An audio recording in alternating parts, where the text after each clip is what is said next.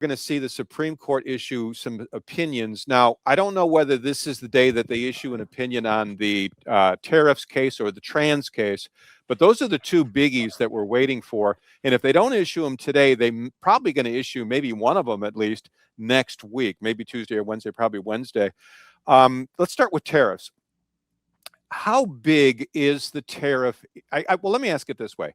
What political significance will it have coming into the midterms if the Supreme Court rules that Donald Trump overstepped his authority by unilaterally imposing all sorts of tariffs all over the joint, and therefore the tariffs suddenly are wiped out? In other words, they just go away. What does that do politically in terms of the midterms? So the effective tariff rate, and I don't know exactly what it is right now because it's volatile. 17? Yeah, the effective tariff rate in the United States is 17% tax on imports. And we know that 90% of it is paid by Americans, and we see the drag effect on the economy. But it ain't 256% or whatever the president said it was a year ago, April. Yeah. And the Liberation Day tariffs have not come to pass. And they're sometimes these like for example, right now, the president is talking about doing it's not NAFTA, it's HAFTA, because we're going to exclude and punish Canada because the president is trying to break Canada's will in this trade war, and maybe he'll reward Mexico and dump USMCA in favor of a new thing that doesn't include Canada. So it's volatile and it's variable. The tariffs are unpopular, right? Of all the things that we know that are unpopular for the administration, this one is a stone cold loser. Democrats don't like anything the president does, and half of Republicans hate the tariffs. So and among independents, it's, a 70-30 question.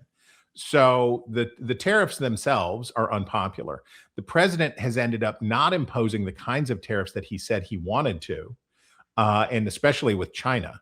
So if the Supreme Court, the conventional wisdom in Washington right now, and I think I subscribe to it, is that Chief Justice John Roberts is trying to get the biggest majority possible. That why this has taken so long is that he wants a big majority on the Supreme Court behind a decision that speaks with real authority. So that means he doesn't want the Democratic appointees plus 2. He wants 7 or 8. He make it more legit. He wants it to have this real authority. Now the administration says, the president says, fine, if they strike down my tariffs, I will rise up more powerful on tariffs than you ever knew, because we have already explored all the other ways to put tariffs into place. So here's what we don't know. There's a good story for Republicans, and I think this is the story that most Republicans in Congress have been telling themselves. They don't have to fight the president on tariffs. This anti-Canada tariff has slipped through. What will happen in the Senate? The president would obviously veto it, but the dissent has begun. But the reason that mainline Republicans don't want to do it is because they're like, the Supreme Court is going to, Calgon, take me away.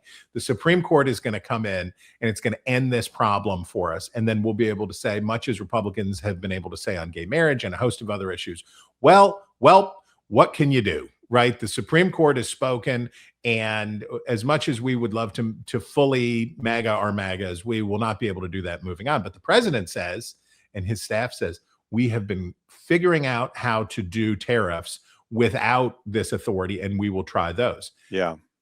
What are the consequences?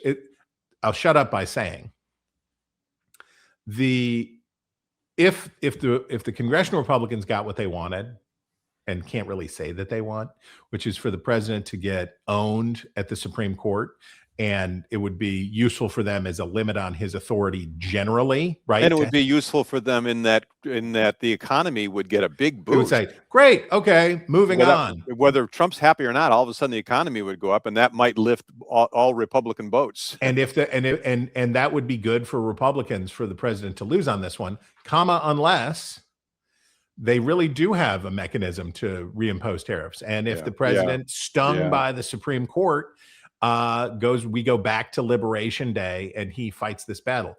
We see signs from the president on any given day that he is aware of the straitened condition of his party. He said on Air Force One a couple weeks ago, talking about he was explaining how the midterm curse works.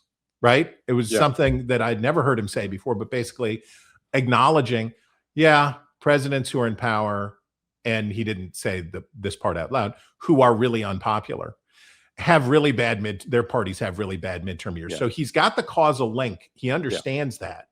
Some days he acts like that's true, and other days he doesn't, right? And it's sometimes hour to hour. So that's a very, very, very long way of saying, who knows? Yeah.